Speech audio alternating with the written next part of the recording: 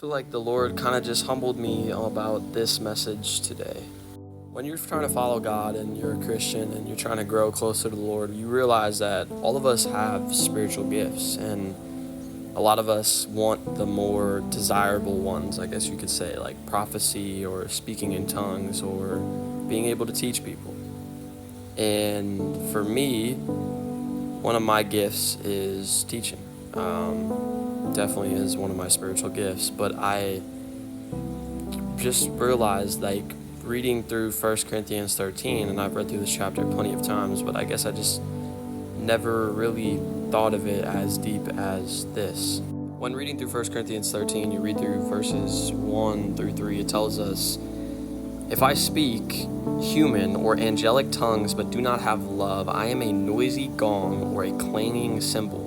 If I have the gift of prophecy and understand all the mysteries and all the knowledge, and if I have the faith so that I can move mountains but do not have love, I am nothing. And if I give away all my possessions and I give over my body in order to boast, but do not have love, I gain nothing." So for me, specifically, with the gift of teaching, it says, if I don't have love, I'm basically a noisy gong or a clanging cymbal, is what Paul is saying. I'm just sitting here chattering and making noise, and it means nothing. And so thinking about it like that does bring some sort of fear, but also a sort of like severity to the situation, because Paul makes it very clear at the end of the chapter, like, these three things remain: faith, hope, and love, but the greatest of these three things is love.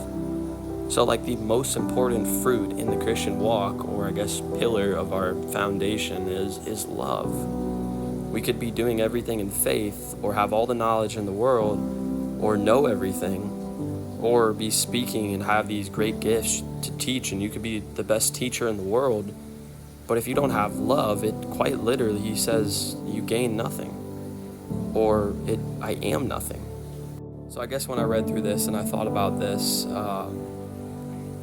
a lot of us want to have teaching gifts. We want to teach other people. But as James talks about, and I think like James 3, is that teachers will be judged with a higher standard. The teachers of God will be judged with a higher standard. And Paul emphasizes in this chapter that, like, if you don't have love in what you're doing, it quite literally means nothing for you.